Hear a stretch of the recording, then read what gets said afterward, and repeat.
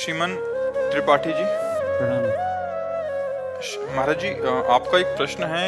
ये काफी बच्चों का भी प्रश्न है महाराज जी। फ्यूचर को लेके बहुत चिंता होती है कि 5 साल बाद क्या होगा, जब मैं नौकरी अगर लगेगी नहीं होगा। महाराज जी, कुछ चीजें हमारे कंट्रोल में ही नहीं होती। महाराज जी, ऐसे में मन को, दिमाग को कैसे स्थिर रखें कि देखो, कल की चिंता ना जब भजन करोगे तो कल की चिंता का भाव खत्म हो जाएगा। ना कोई फीस है, किसी से किसी तरह की कोई फीस, और ना कभी ऐसे मांगना है। जिस हम परमात्मा की शरण में है, वो जब इतने बड़े हमारे परिकर को पोषण कर रहा है, तो तुम्हारा पोषण क्यों नहीं होगा?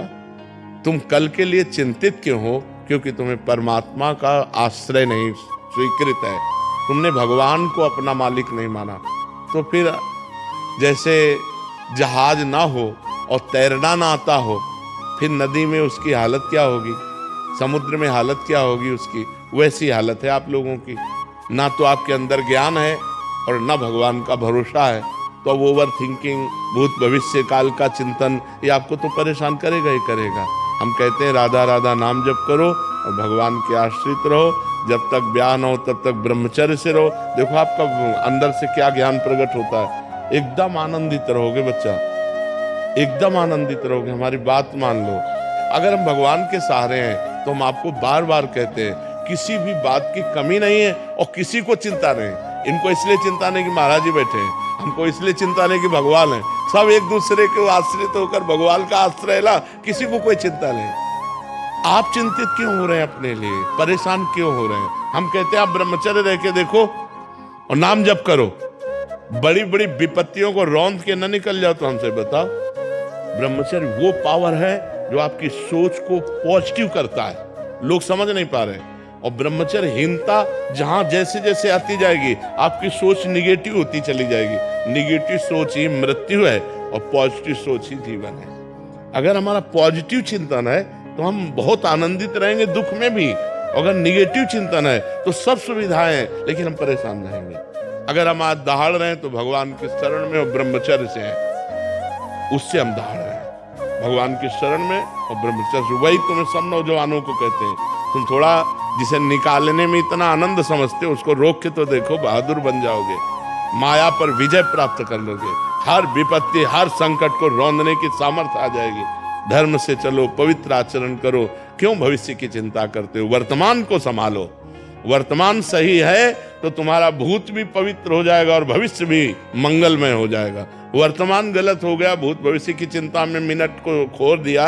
अगर इस मिनट में राधा बोलते, कृष्ण बोलते, हरि बोलते और पवित्र चिंतन करते तो तुम्हारा भविष्य भी ठीक हो जाता और तुम्हारा पूर्व जो बीता हुआ है वो भी अच्छा हो जाता। इसलिए नाम जप करो और ब्रह्मचर्य, ब्रह्मचर्य की तरफ कोई देख ही नहीं रहा, कोई नहीं देख रहा। बस जीवन का सुख समझ रहा ब्रह्मचर्य को नष्ट करना।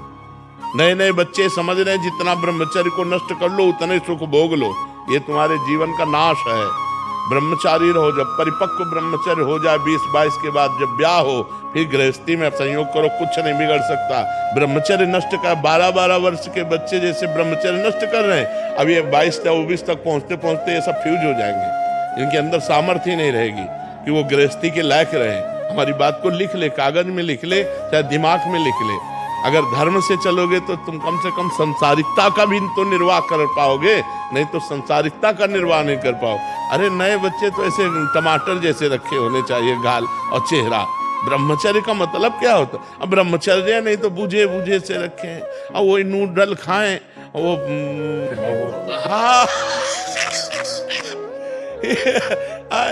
हाँ 1 लीटर 1.5 लीटर मठा पी के 4 मोटी रोटी खाकर दंड बैठक मार के किसान आदमी जो है मेहनत, अब ये मोमोज खाकर